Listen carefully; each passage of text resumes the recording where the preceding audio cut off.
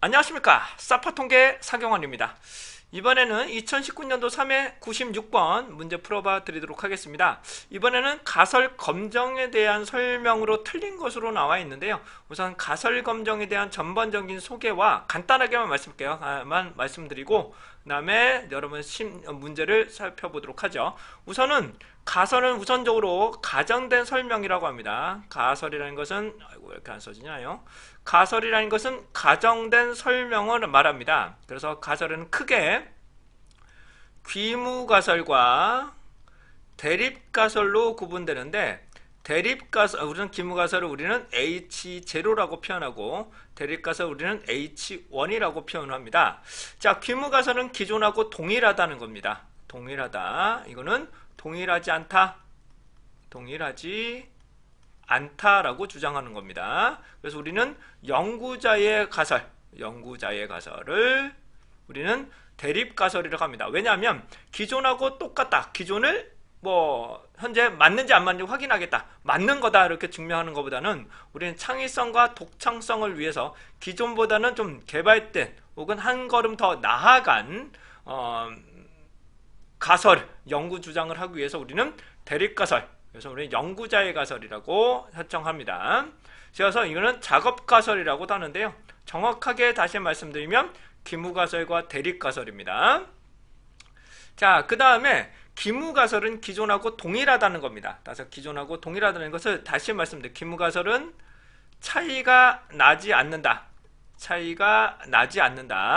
그 다음에 대립가설은 차이가 있다죠. 차이가 있다. 그래서 기무가설은 무조건 0이라는 것은 무조건 내포를 하는 거고, 대립가설은 같지 않다 혹은 크다, 작다를 포함합니다. 크다라면 기무가설은 이렇게 될 것이고, 작다라면 큰 것을 모두 포함을 해야 되는 가설 검정을 설치해야 됩니다.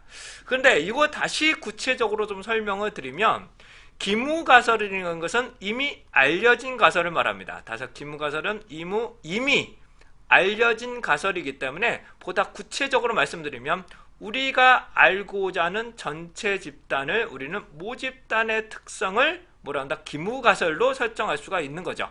우리가 이미 알려져 있다. 이게 기본적인 상식이다 라는 것을 우리는 모집단의 정보를 말하는 거고, 대립가설은 연구자의 가설이므로 모집단에서 표본을 뽑는 거죠. 표본의 결과를 가지고 이거를 우리는 대립가설을 설정해요. 모집단하고 다르다, 성격이 다르다고 주장하는 것을 우리는 대립가설로 설정하시면 됩니다. 그러니까 이미 알려진, 보편타당하게 알려져 있는 모집단의 성향을 우리는 기무가설이라 하는 거고, 연구자가 직접 수집한 자료를 기반으로 주장하는 것을 우리는 대립가설이라고 하는 거죠. 그래서 모집단과 표본집단, 그 결과치에 차이가 있는지 없는지, 그 다음에 신뢰 구간과 신뢰 수준, 유의 확률을 기반으로 임계치를 기반으로도 기무가설을 채택할 거냐 기각할 거냐를 결정합니다.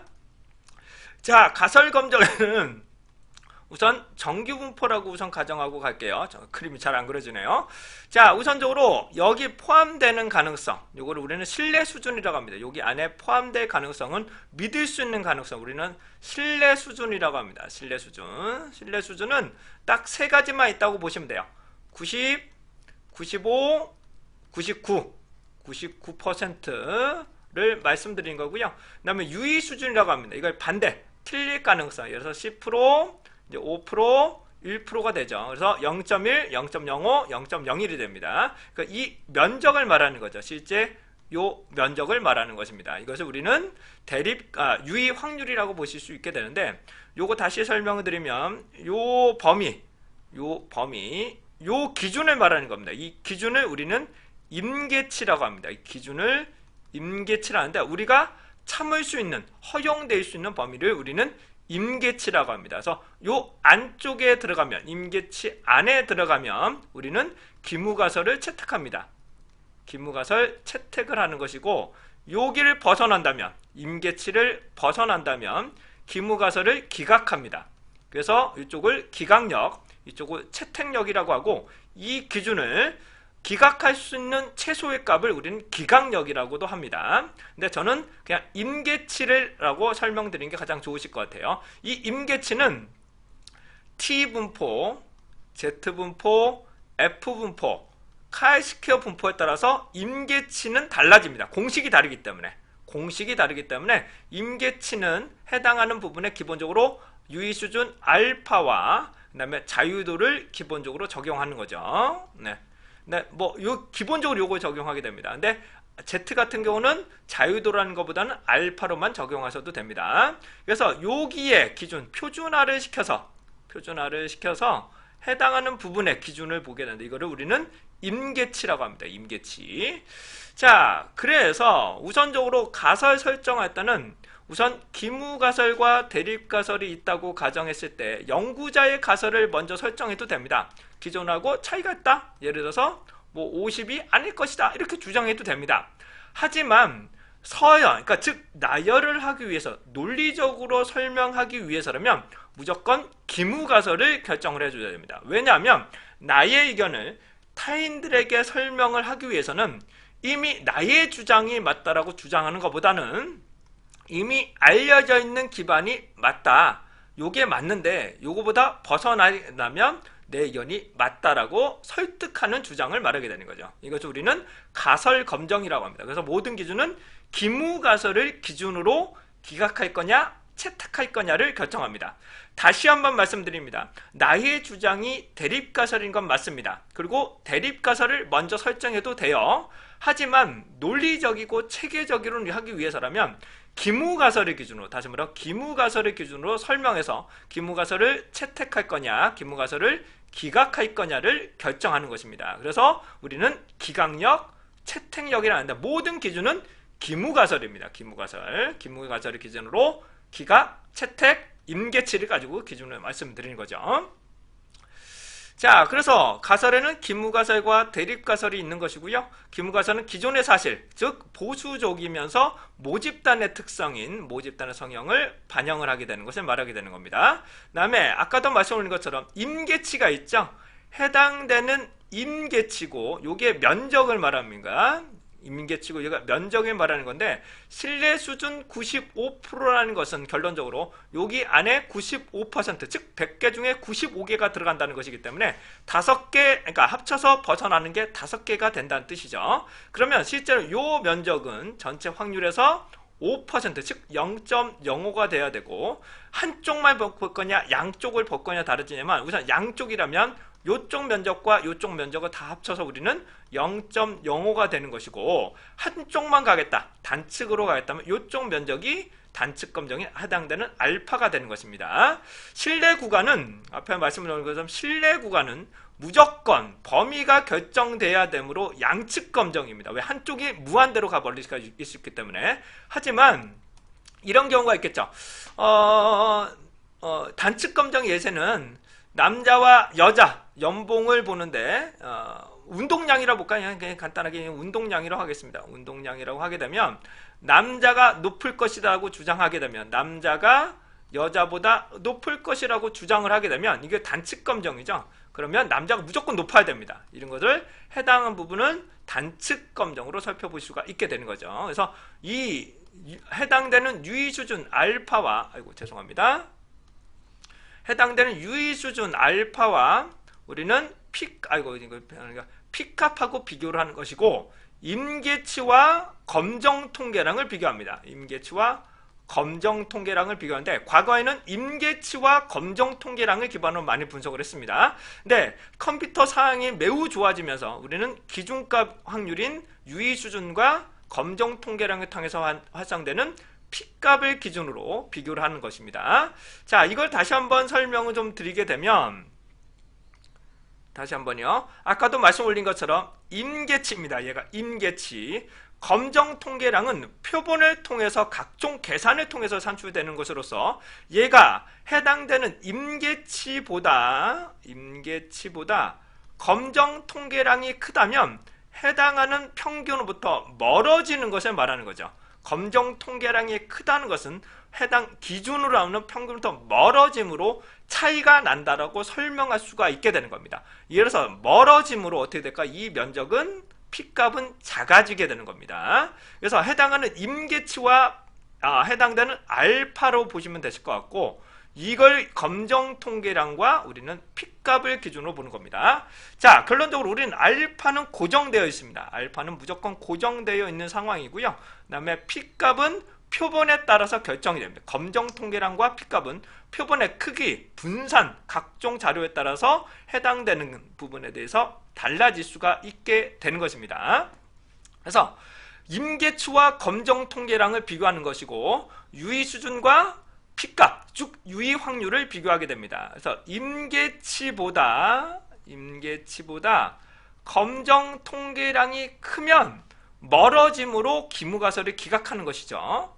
이에 반대로 말씀하면 알파, 유의 수준 알파에 비해서 P값이 작아지죠. 왜? 검정 통계량이 멀어지면 그만큼 해당되는 면적이 작아지기 때문에, 그래서 P값이 작아지면 기무가설을 기각할 수가 있게 되는 겁니다. 자, 유의 확률값이 유의 수준에 비해서 작으면 기무가설을 기각할 수 있는 것입니다. 자, 가설 검정에서 유의 수준 알파는 유의 확률을 계산한 후 설정한다라고 나오는데, 이건 좀 완전히 잘못된 건 아닙니다만은, 일반적으로 우리는 유의 수준을 먼저 결정하고, 다시 뭐라고요? 유의 수준을 먼저 결정하고, 그 다음에 통계적인 분석을 통해서 유의 확률과 비교를 하는 것이 맞습니다. 이렇게 비교를 하는데, 이런 경우가 있을 수 있겠죠. 만약에 이런 경우가 있을 수 있습니다. 만약에 P값이 0.052라고 나온다고 가정을 하게 되면, 유의 수준 알파가 0.05라면 어떻게 기무가설을 기각할 수가 없죠. 근데 기무가설을 기각하기 위해서 알파를 0.1로 높일 수는 있습니다. 그러니까 이 해당되는 유의 확률을 보고 유의 수준을 다시 한번 조정할 수는 있으나, 기본은 해당되는 유의 수준이 무조건 결정이 돼야 됩니다. 이걸 기준으로 우리는 임계치를 구하기 때문입니다. 해당되는 임계치는 검정 통계량을 기반으로 계산하는 것이 아니라 해당되는 알파와 자유도를 기반으로 임계치를 계산하고, 그 다음에 검정 통계량을 비교해서 분석을 하는 것을 말하는 것이죠. 그래서 기본은 무조건 알파인 유의 수준이 먼저 결정이 돼야 됩니다. 하지만 실무에서는 산출된 유의 확률을 가지고 유의 수준을 다시 한번 재조정할 수는 있다. 하지만 기본은 유의 수준 자체는 0.05를 기준으로 많이 합니다. 아니면 0.01, 0.1로는 잘 사용하지 않습니다. 그런데 만약에 P값이 0.00000이라고 나온다고 가정을 하게 되면, 기본 설정은 유의 수준 알파는 0.05로 설정했다면, 이거보다는 알파가 0.0일 때 보다 기무가설을 기각할 수 있는 파워, 즉 설득할 수 있는 파워가 더 높아지기므로 유의 수준 자체를 이렇게 다시 한번 조정할 수는 있어요. 요걸 보고 나서. 하지만 원칙은 다시 한번 말씀드립니다. 알파를 먼저 설정해야 된다는 것입니다. 그래서 우리는 논리적으로 진행하기 위해서 학자들이 다른 강사분들 엉뚱한 소리를 하고 있는데, 제가 확실하게 다시 한번 말씀드립니다. 우선은 귀무가설을 우리는 H0라고 하는 것이고, 대립가설을 우리는 H1이라고 표현합니다. 자, 통계학자가 아닌 분들은 기무가설과 얘를 영가설이라고 주장하시는 분들도 있고요. 대립가설을 HA라고 주장하시는 분도 있고, 작업가설이라고 주장하시는 분들도 있습니다. 이런 책은 99%가 마케팅이나 통계 전공자분이 쓰신 책이 아닙니다. 그래서 기본은 기무가설은 무조건 H0, H1, 그리고 모든 기준은 기무가설을 먼저 설정하고 대립가설을 논술을 합니다. 서열할 때는, 쓸 때는. 하지만 내가 설정할 때는 대립가설을 먼저 설정해도 해도 되지만, 논리적으로 설명하기 위해서는 기무가설을 먼저 설명을 해야 되는 거고, 그 다음에 자유도와 해당되는 알파가 결정이 돼야 임계치가 결정이 되고, 거기에 맞는 우리는 표본으로부터 얻어낸 검정 통계량과 비교를 하는 것이죠.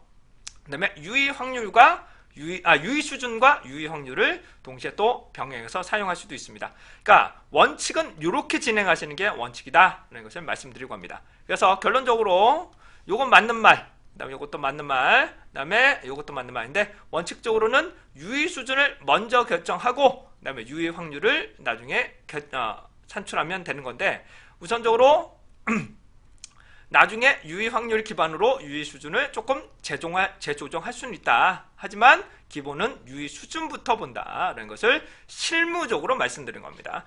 제 강의는 실제로 업무적으로도 필요하고 여러분들의 실제로 시험에서도 합격뿐만 아니라 여러분 능력 상상을 위해서 자세한 설명을 좀 드리고 있습니다. 이런 설명들은 일반 교수진들은 절대로 설명해 드리지 않을 겁니다. 자, 이상으로 해당하는 부분 가설 검정과 유의 수준, 유의 확률 대해서 설명을 드렸습니다.